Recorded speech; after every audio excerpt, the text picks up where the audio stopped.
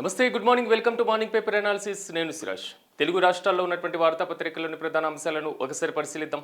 ముందుగా ఈనాడు విషయానికి వెళ్దాం. ఈనాడులో ఉన్నటువంటి హైలైట్స్ ఒకసారి చూస్తే, వాణిజ్య ఒప్పందానికి ఓకే, సో భారత్ పైన 18% సుంకాలు తగ్గిస్తున్నాం అనేటువంటి అంశాన్ని ఇక్కడ ప్రధానంగా హైలైట్ చేశారు. భారత్ యుఎస్ మధ్య గత కొంతకాలంగా నెలకొన్నటువంటి ఒక వాణిజ్యపరమైనటువంటి యుద్ధ పరిస్థితుల వరకు దారితీసినటువంటి ఇష్యూని ఇక్కడ ప్రధానంగా హైలైట్ చేయడం జరిగింది. మా వస్తువులపైన సున్నా సుంకాలకు రష్యా చమురు నిలిపివేతకు ఆ దేశం అంగీకరించింది.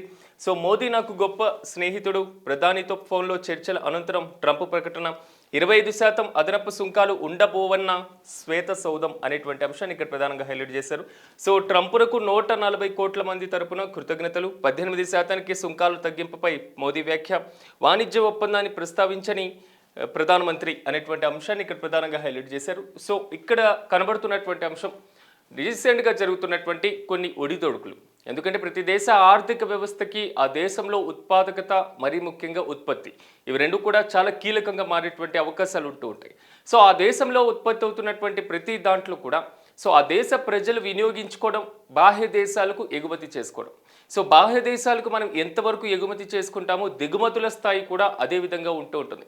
సాధారణంగా రెండు దేశాల మధ్య మనం గమనించినట్లయితే, రెండు దేశాలు అనడం కన్నా మన భారతదేశంలో, మన ఆంధ్రప్రదేశ్ ప్రాంతంలోనే లేదా మన తెలంగాణలోనే ఇక్కడ కనబడుతున్నటువంటి తెలుగు రాష్ట్రాల మధ్య ఒక రకమైనటువంటి విభిన్నత కూడా నెలకొన్నటువంటి పరిస్థితి. ఎందుకంటే ఎక్కువగా మిర్చి ప్రాంతం, గుంటూరు ప్రాంతంలో ఆ సరౌండింగ్స్లో కనబడుతూ ఉంటుంది. అదేవిధంగా కొబ్బరి చెట్లు కానివ్వండి, ఇలాంటి వరి పైర్లకు సంబంధించినటువంటిది గోదావరి జిల్లాలో ఎక్కువగా ఉత్పత్తి అయ్యేటువంటి అవకాశాలు కూడా కనపడుతూ ఉంటాయి. సో పసుపు బోర్డుకి సంబంధించి నిజామాబాద్ ప్రాంతంలో అంటే ఎక్కువగా ఉత్పత్తి అయ్యేటువంటి పరిస్థితులు ఉంటాయి. సో ఈ ప్రాంతాల్లో కేంద్రీకృతమైనటువంటి ఈ పంటలు, సో అత్యధికంగా ఉత్పత్తి సాధిస్తున్నటువంటి పంటల్ని బాహ్య ప్రాంతాలకు ఎగుమతులు చేసేటువంటి అవకాశాలు చాలా స్పష్టంగా అర్థమవుతుంటాయి. అంటే దీని రకంగా ఒక రకంగా చెప్పుకోవాలంటే, ఒక ప్రాంతంలోనే కేంద్రీకృతమైనటువంటి పంటలు, అంతర్గత పంటలు కానివ్వండి, లేకపోతే విభిన్నమైనటువంటి పంటలు కానివ్వండి, సో అవి వివిధ దేశాలకు కూడా మనం ఎగుమతి చేసేటువంటి ఆలోచన కూడా చేస్తూ ఉంటాం.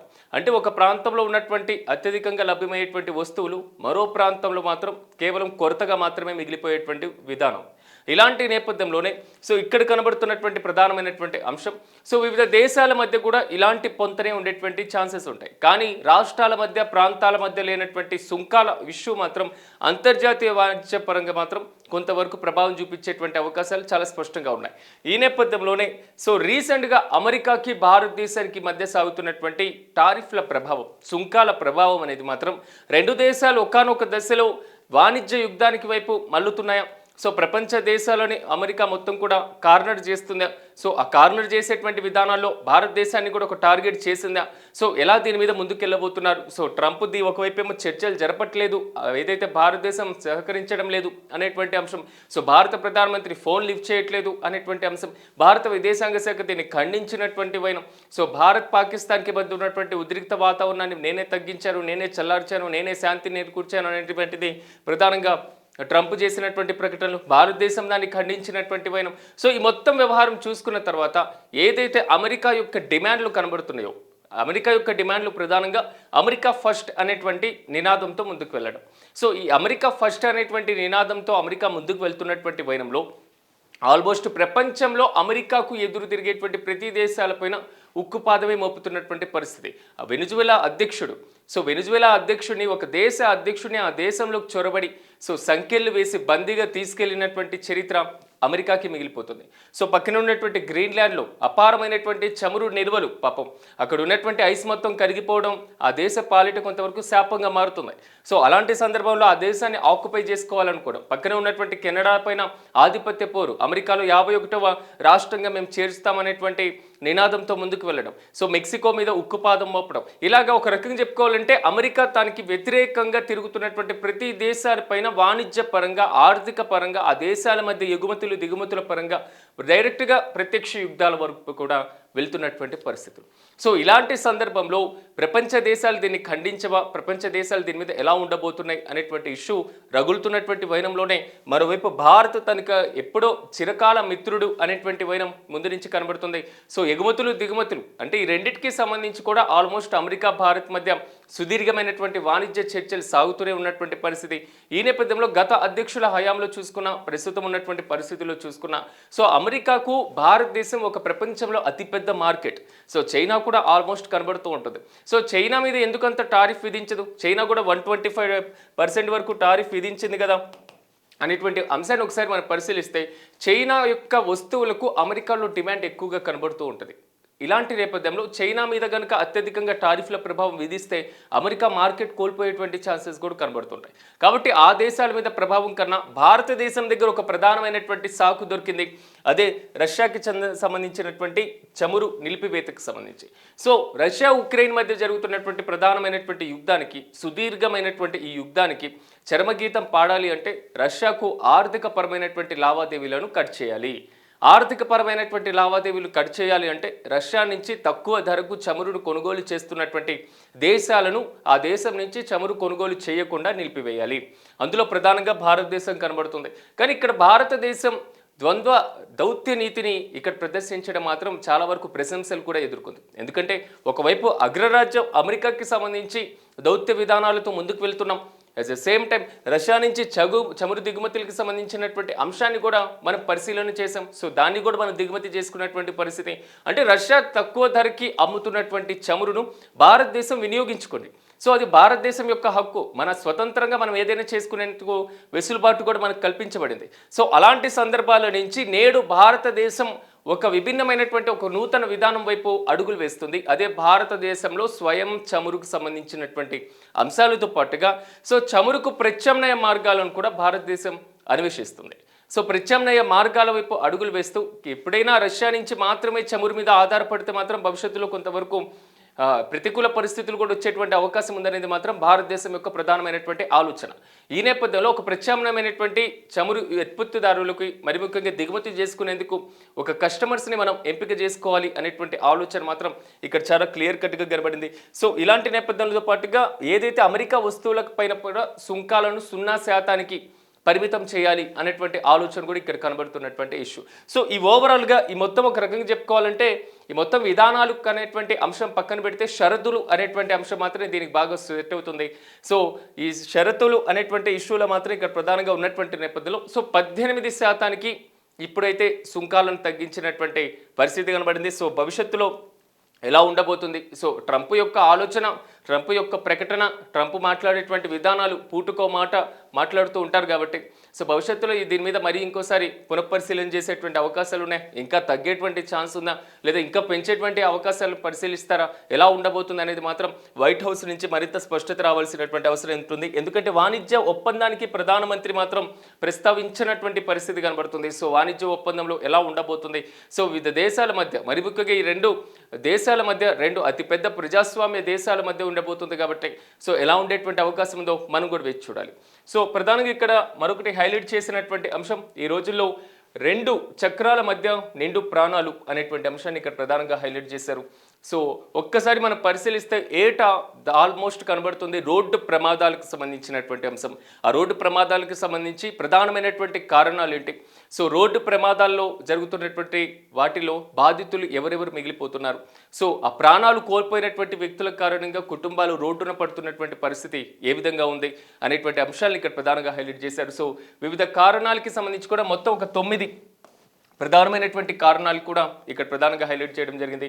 సో ప్రమాదకరంగా ఓవర్టేకింగ్ చేయడం కూడా ఒక పెద్ద ప్రమాదంగా మారుతుంది. అట్ ద సేమ్ టైం నిర్లక్ష్యంగా డ్రైవింగ్ చేయడం, సో వాహన నిర్వహణ సరిగ్గా లేకపోవడం కానివ్వండి, సో ఎక్కువ దూరం బైక్ని ప్రయాణం చేయడం వల్ల కూడా అలసిపోవడం లాంటి ఇష్యూస్, సో మంచు పొగ కమ్మేసినప్పుడు జరిగేటువంటి ప్రమాదాలను కూడా ఇక్కడ ప్రధానంగా ప్రస్తావించారు. రాత్రి వేళల్లో రహదారులు సరిగ్గా కనిపించకపోవడం కానివ్వండి, so national highways, state highways పైన వాహనాలు నడిపేటప్పుడు లేని డిసిప్లిన్ని మనం పాటించకపోవడం వల్ల కానివ్వండి, సో వ్యతిరేక దిశలో వాహనాలు నడపడం కావడం, ఏదైతే రాంగ్ రూట్కి సంబంధించి అట్ ద సేమ్ టైం నైపుణ్యం, డ్రైవింగ్ లైసెన్స్ లేకుండా వాహనాలు నడపడం, ఈ 9 కారణాలు ప్రస్తుతం దేశవ్యాప్తంగా ఏటా 8,000 పైచిలుకు ప్రాణాలకు ముప్పు వాటిల్లుతుంది. ఒక్కసారి మనం ఫిగర్స్ చూడొచ్చు. 2020, 21, 22, 23, 24, 25. సో 10,000 మంది చనిపోయినటువంటి పరిస్థితి 2020 కోవిడ్ టైంలో కనబడితే సో ఆల్మోస్ట్ ఇప్పుడు 2,000 తగ్గిందని సంతోషపడాలా? సో మన దేశంలో 8,000 మంది రోడ్డు ప్రమాదాల బారిన పడి చనిపోతున్నారని బాధపడాలి. ఈ 2 సందర్భాలు కూడా ఇక్కడ కనబడుతున్నటువంటి పరిస్థితి. కానీ రీసెంట్గా చూసుకుంటే యావరేజ్గా ప్రతి సంవత్సరం 8,000 మంది ప్రాణాలు కోల్పోతున్నారు.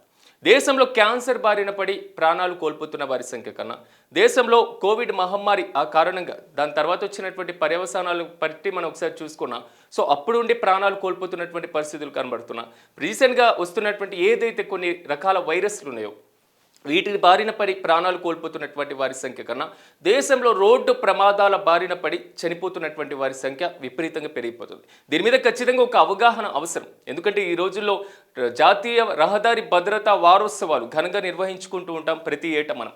సో వీటిని నిర్వహించినటువంటి సందర్భంలో ప్రతి ఒక్కరికి అవగాహన కార్యక్రమాలు, అవగాహన కల్పించడం ఇలాంటి సిచ్యువేషన్ జరుగుతూ ఉంటాయి. సో ఇక్కడ కనబడుతున్నటువంటి ప్రధాన అంశం, ఒక్కసారి మనం బయటికి వచ్చి బైక్ తీసి లేదా కారు తీసి రోడ్డు మీద ప్రయాణం చేసేటప్పుడు సో మన ఇప్పటి వరకు ఆలస్యమైనటువంటి టైంను రోడ్డు మీద ఫాస్ట్ చేయాలి, ఆఫీస్కి ఫాస్ట్గా వెళ్ళాలి, ఇలాంటి ఏదైతే ఒక కాన్సెప్ట్తో ముందుకు వెళ్తున్నారో వారికి తెలియకుండా ఒక చిన్న నిర్లక్ష్యమే ఒక పెద్ద ప్రాణానికి ముప్పు వాటిల్లేటువంటి పరిస్థితులు కూడా కనబడుతున్నాయి. ఈ రోజుల్లో జరుగుతున్నటువంటి రోడ్డు ప్రమాదాలపై కేంద్ర రాష్ట్ర ప్రభుత్వాలు ఆందోళన వ్యక్తం చేస్తున్నా వీటన్నిటికన్నా ముఖ్యం సో ప్రయాణం చేసేటువంటి ప్రయాణికుడు వాహనదారులకి అవగాహన ఖచ్చితంగా అవసరం ఉంటుందనేది మాత్రం ఇక్కడ ప్రధానంగా హైలైట్ చేశారు.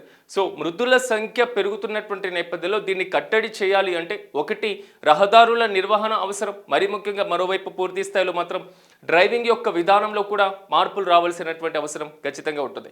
ఈ రోజుల్లో సూపర్ ఫాస్ట్ ఎక్స్ప్రెస్ వేలు వస్తున్నాయి, కొత్త కొత్త రహదారులు వస్తున్నాయి. సో జాతీయ రహదారుల విస్తరణ జరుగుతుంది.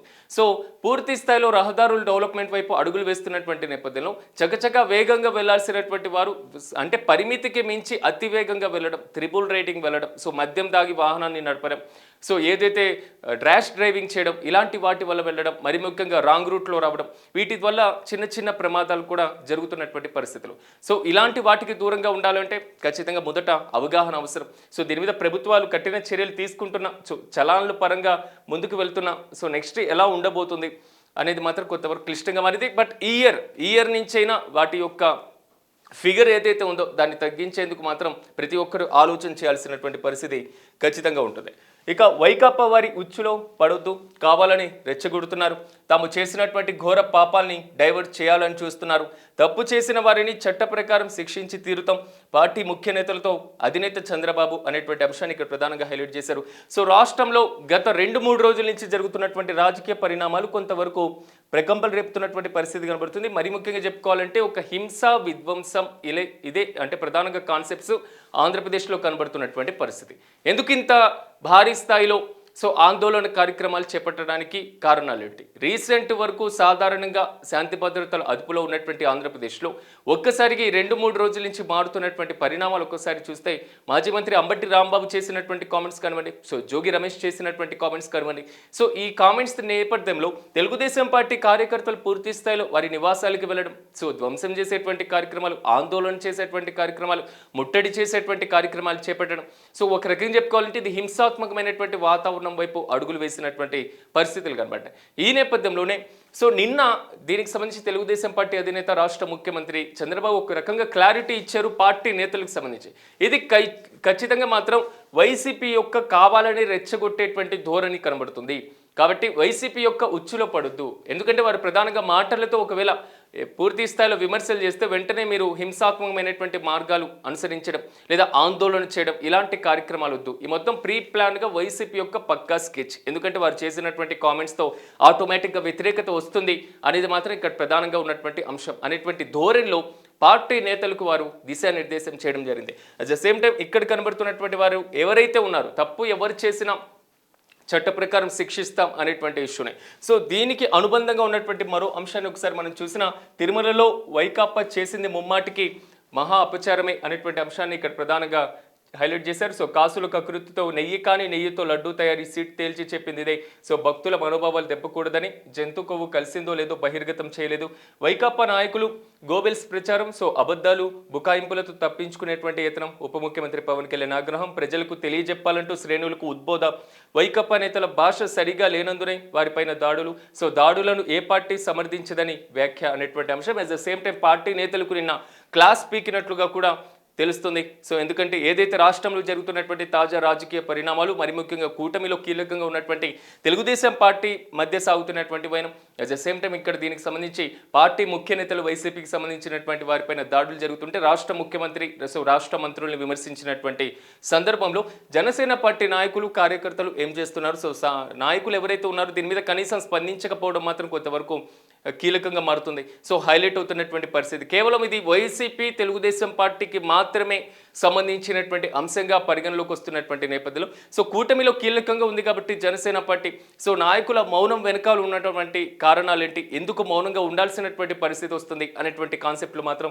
నిన్న క్లాస్ పీకినట్లుగా తెలుస్తుంది. సో ఈ నేపథ్యంలో ఏదైతే లడ్డూ వ్యవహారానికి కల్తీకి సంబంధించినటువంటి అంశాలు సిట్ తేల్చినటువంటి ప్రధానమైనటువంటి అంశాలు పరిశీలించిన ఇక్కడ క్లియర్ కట్గా కనబడుతుంది. ఒక్కటి లడ్డు అనేది కల్తీ అయింది అనేది మాత్రం చాలా స్పష్టంగా కనబడుతుంది. ఇక్కడ రెండో ప్రధానమైనటువంటి అంశం జంతువుల కొవ్వు కలిసిందా లేదా అనేటువంటి ఇష్యూ. సో భక్తుల యొక్క మనోభావాలు కేవలం దెబ్బతినకూడదు. సో చాలామంది భక్తులు మనోభావాలకి తిరుమల లడ్డు అనేది అత్యంత కీలకంగా భావిస్తూ ఉంటారు. సో అదొక రకంగా చెప్పుకోవాలంటే ఒక సెంటిమెంట్గా ఎమోషన్గా భావిస్తూ ఉంటారు. సో దాంట్లో కల్తీ అనేటువంటి ఇష్యూలో ఇక్కడ స్పష్టంగా అర్థమైంది ఏంటంటే సో పామాయిల్తో పాటుగా చౌకగా వచ్చేటువంటి నూనెలు ఇతర రసాయనాలు వాడి మాత్రమే దానిలో నెయ్యి ఫ్లేవర్ వచ్చేలా చేశారు అనేది మాత్రం ఇప్పటి వరకు సాధారణంగా ప్రాథమిక తేలినటువంటి ఒక అంశం. సో రెండో ప్రధానమైనటువంటి అంశం కొంతవరకు ఆగ్రహ జ్వాలాలకి కారణమైనటువంటి అంశం జంతువుల కొవ్వు కలిసింది అనేటువంటి అప్పుడు ఇచ్చినటువంటి ప్రకటన. కానీ దీన్ని సీట్ తోసిపుచ్చినటువంటి నేపథ్యంలో ఈ రెండు విభిన్నమైనటువంటి అంశాలు ఇక్కడ ప్రధానంగా హైలైట్ అవుతున్నటువంటి పరిస్థితులు కనబడుతున్నాయి. నిజంగా సిట్ పూర్తి స్థాయిలో జంతువుల కొవ్వు కలవలేదు అనేది ఒక నివేదిక ఇచ్చింది. సో న్యాయస్థానాలు దీన్ని ఇది చేయడం జరిగింది, లేదా న్యాయస్థానాలు దీనికి సంబంధించి తోసిపుచ్చాయి, న్యాయస్థానాలు దీని మీద ఆగ్రహం వ్యక్తం చేసాయి, ఆ యొక్క కామెంట్స్ని కొట్టిపడేసాయి. సో ఈ భక్తుల మనోభావాలతో ఆడుకోవద్దు ఇలాంటి ప్రకటనలతో అని న్యాయస్థానాలు ప్రకటించే ఇలాంటి అంశాలతో వైసీపీ ముందుకు వెళ్తుంది. కానీ ఇక్కడ కనబడుతున్నటువంటి అంశం గత వైసీపీ హయాంలో ఇచ్చినటువంటి లడ్డూలకు సంబంధించినటువంటి కేటాయింపులు, సో ఆ కాంట్రాక్టర్కి సంబంధించినటువంటి అంశం ప్రస్తుతం కూటమి ప్రభుత్వం అధికారంలోకి వచ్చిన తర్వాత దాని మీద విచారణ మరింత వేగవంతం చేస్తున్నటువంటి వైనం. ఈ రెండు అంశాలు కూడా తిరుమల లడ్డు యొక్క పవిత్రతను మరింత కీలక దశకు తీసుకువెళ్తున్నటువంటి పరిస్థితులు. ఎందుకంటే కోట్లాది మంది వెళ్ళి దర్శనం చేసుకున్న తర్వాత ఆ వచ్చేటువంటి లడ్డు ప్రసాదాన్ని అత్యంత పురితంగా భావిస్తూ ఉంటారు. మరి అదే లడ్డూలో ఒకవేళ కల్తీ జరిగింది అనేది మాత్రం ఇప్పుడు ప్రాథమికంగా నిర్ధారణకు వస్తున్నటువంటి నేపథ్యంలో మరింత జంతువుల కొవ్వు అంటే మాత్రం భక్తుల యొక్క మనోభావాలు ఇంకా దెబ్బతినేటువంటి విధంగా సో వారు కూడా ఫీల్ అయ్యేటువంటి అవకాశాలు కూడా ఎక్కువగా ఉంటాయి కాబట్టి సో దీని మీద పూర్తి స్థాయిలో మాత్రం నివేదిక బయటికి రావాల్సినటువంటి అవసరం ఖచ్చితంగా ఉంటుంది. సో ఇక్కడ కనబడుతున్నటువంటి మరో అంశం లడ్డూ కల్తీ వ్యవహారానికి సంబంధించి రాష్ట్ర వ్యాప్తంగా ఇంత ప్రకంపలు రేపుతున్నటువంటి వైనం కనబడుతుంది కాబట్టి సో నిజంగా లడ్డూ యొక్క వాడేటువంటి పదార్థాలు ఏదైతే ఉంటాయో ఆ పదార్థాలకు సంబంధించినటువంటి నాణ్యత పరిరక్షించేటువంటిది మరి ముఖ్యంగా ఆ నాణ్యతకు సంబంధించి పరీక్షించేటువంటి అవకాశాలు ఇంత భారీ స్థాయిలో ఉన్నటువంటి తిరుమల తిరుపతి దేవస్థానం టీటీడీ ఆధ్వర్యంలో నిర్వహించలేమా అనేటువంటి ప్రశ్నలు కూడా ఉత్పన్నమవుతున్నాయి. కాబట్టి నాణ్యత పరిశీలన చేయాల్సినటువంటి ల్యాబ్స్ ఇలాంటివి ఏర్పాటు చేయాల్సినటువంటి పరిస్థితి ఖచ్చితంగా తిరుమలలో ఉంటుంది. మొత్తం మీద ఈ రెండు అంశాలను ఒక్కసారి మనం పరిశీలిస్తే ఆంధ్రప్రదేశ్లో మాత్రం లడ్డూ వ్యవహారానికి సంబంధించినటువంటి రాజకీయమే కాదు సో ఇప్పుడు హింసాత్మకమైనటువంటి రాజకీయాల వైపు కూడా అడుగులు వేసినటువంటి వైనం కనబడుతుంది. ఒక రకంగా చెప్పుకోవాలంటే ముద్రగడ పద్మనాభం సో కాపు ఉద్యమ నేత ఆయన నిన్న ఒక కామెంట్ చేశారు. సో ముఖ్యమంత్రికి బహిరంగంగా లేఖ రాశారు. ఏం జరుగుతుందో అర్థం కావట్లేదు, రాష్ట్రంలో రాష్ట్రపతి పాలన పెట్టమని మీరు ప్రధానమంత్రిని కోరండి అనేటువంటి ఇష్యూ వరకు. అంటే రాష్ట్రంలో శాంతి భద్రతలు అదుపు తప్పుతున్నాయనేది మాత్రం వైసీపీ నేతల యొక్క వాదన. రేపు మాజీ ముఖ్యమంత్రి వైసీపీ అధినేత జగన్మోహన్ రెడ్డి గుంటూరు వెళ్ళబోతున్నారు.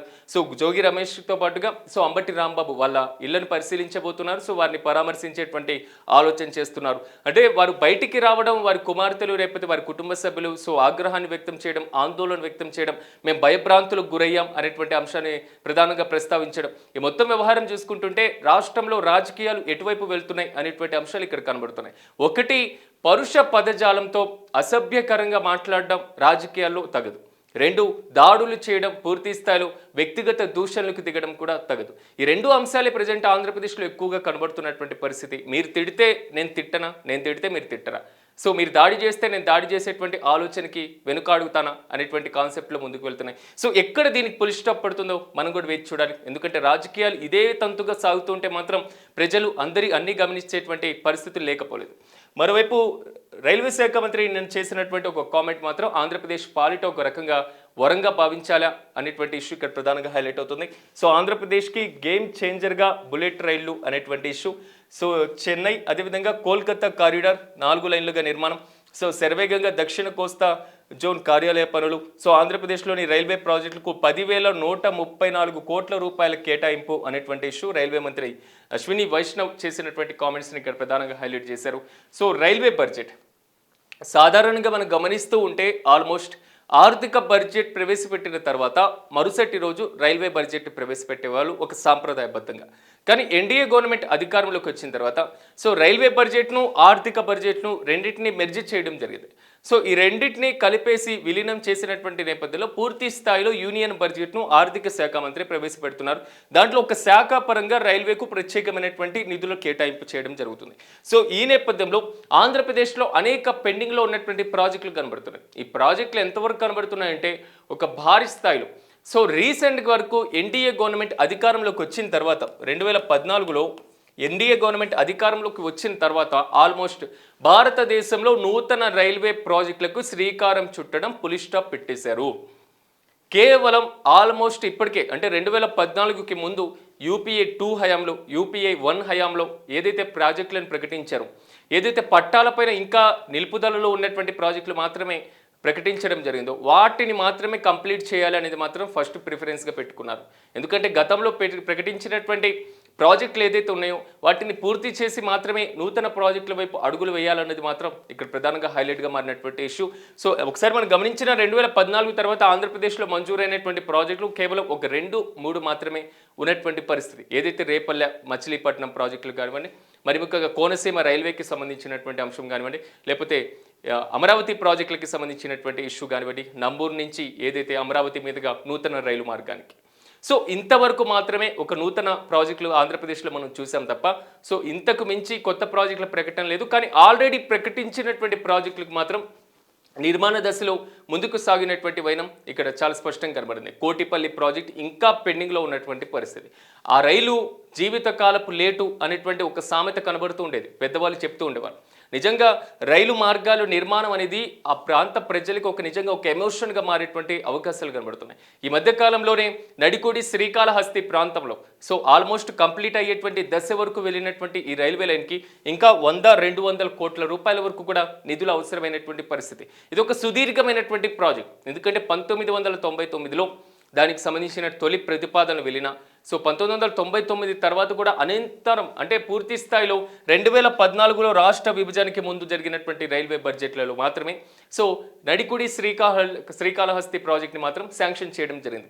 ఇప్పటికీ అది కనిగిరి, దర్శి లేదా ప్రకాశం జిల్లాలోనే వర్క్ సాగుతున్నటువంటి పరిస్థితి. అది ఎప్పుడు ప్రకాశం జిల్లా దాటి వెళ్ళాలి, ఎప్పుడు నెల్లూరు జిల్లా ప్రాంతాలకు వెళ్ళాలి, ఎప్పుడు రాజంపేట వైపు వెళ్ళాలి, పూర్తి స్థాయిలో శ్రీకాళహస్తికి ఎప్పుడు చేరుకోవాలి అనేటువంటి ప్రశ్నలు ఇంకా ఉత్పన్నమవుతూనే ఉన్నాయి. అంటే ఆల్మోస్ట్ ఒక రాష్ట్రంలో గేమ్ చేంజర్ ప్రాజెక్టులు కొంతవరకు కనబడుతూ ఉంటాయి. ఏదైతే చెన్నై నుంచి విశాఖపట్నం నుంచి పూర్తి స్థాయిలో కోల్కతాకు వెళ్ళేటువంటి రైలు మార్గాలు ఉన్నాయో ఇది ఎప్పుడైనా వరదలు సంభవించినా లేకపోతే తీవ్రమైనటువంటి గాలులు సంభవించిన, తుఫాన్లు సంభవించిన, ఈ సైక్లోన్ల ప్రభావం వల్ల రైళ్లను నిలిపివేయాల్సినటువంటి పరిస్థితి. సో ఈ రైల్వే లైన్కి ప్రత్యామ్నాయంగా మరో రైల్వే లైన్ ఏర్పాటు చేయాలనేది మాత్రం సుదీర్ఘంగా ఉన్నటువంటి డిమాండ్. సో ఈ ప్రాజెక్ట్ రాష్ట్రంలో పూర్తయితే కొంతవరకు కీలకంగా మారేటువంటి ఇష్యూ.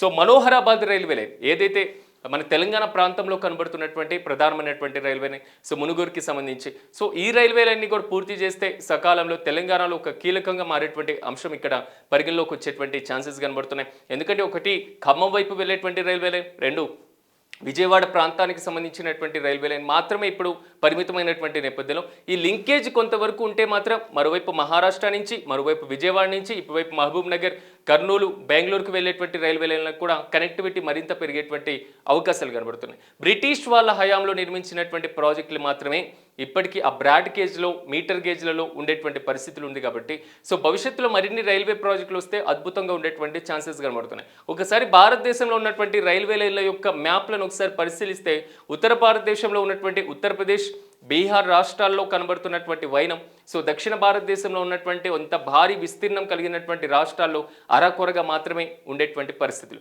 ఒకప్పుడు లాలూ ప్రసాద్ యాదవ్ రైల్వే మినిస్టర్గా ఉన్నప్పుడు ఒక నానుడి, ఒక విమర్శ కూడా కనబడింది.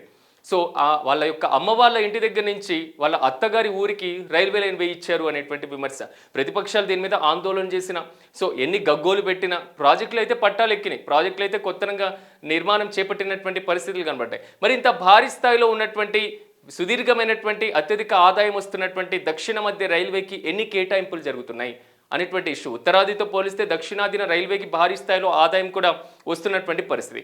మరోవైపు రాష్ట్రంలో ప్రకటించినటువంటి బుల్లెట్ రైళ్ల అంశాన్ని ఒకసారి మనం పరిశీలించినాం. సో మొత్తం 7 కారిడార్లలో ఒక 5 కారిడార్లు మన తెలుగు రాష్ట్రాలకి లింకేజ్ కనబడుతుంది. ఒక 3 కారిడార్లకు సంబంధించి ఒకటి ఢిల్లీ నుంచి వారణాసి, వారణాసి నుంచి సిలిగురి. ఇక రెండో దక్షిణాది ప్రాంతాల్లో పరిశీలిస్తే ముంబై నుంచి పూణే వరకు ఒకటి, పూణే నుంచి హైదరాబాద్కి. సో తెలంగాణకి టచ్ అప్ ఉన్నటువంటి ప్రాంతం. అట్ ద సేమ్ టైం ఇక్కడ మరో అంశం, సో హైదరాబాద్ నుంచి చెన్నై ప్రాంతాలు వయా అమరావతి లేదా విజయవాడ ప్రాంతాలు, మరో ముఖ్యంగా హైదరాబాద్ టు బెంగళూరు ప్రాంతాలు, చెన్నై నుంచి బెంగళూరు కనెక్టివిటీ. సో ఇది నిర్మాణం చేపట్టాలి అంటే భారీ స్థాయిలో పెట్టుబడులు అవసరం, భారీ స్థాయిలో భూ సమీకరణ అవసరం, భారీ స్థాయిలో మాత్రం దీనికి నిధుల కేటాయింపు కూడా అవసరం. దేశంలో ఇన్ని పెండింగ్ ప్రాజెక్టులు ఉండగా దేశంలో ఇంత భారీ స్థాయిలో రైల్వేల నిర్మాణం త్వరితగతిన సాగకుండా ఉన్నటువంటి నేపథ్యంలో ఇప్పుడు బుల్లెట్ రైళ్ల నిర్మాణం భారతదేశంలో సాధ్యమవుతుందా? వికసిత భారత్ 2047 కాబట్టి మేము భారీ స్థాయిలో ఆలోచిస్తాం అనేది ప్రభుత్వం యొక్క ప్రధాన కాన్సెప్ట్. చూడాలి మొత్తం మీద. సో బుల్లెట్ ప్రాజెక్టులు ఎప్పటి వరకు పట్టాలెక్కుతాయి? నిజంగా ఈ నిన్న ప్రకటించినటువంటి బడ్జెట్లో ఉన్న ఈ ప్రాజెక్టులను, ఆ రైళ్లను మనం ఎక్కాలి అంటే ఎన్ని సంవత్సరాలు వేచి చేయాలో మనం కూడా చూద్దాం. ఇది తెలుగు రాష్ట్రాల మధ్య ఉన్నటువంటి వార్తాపత్రికల్లోని ప్రధానమైనటువంటి అంశాలు.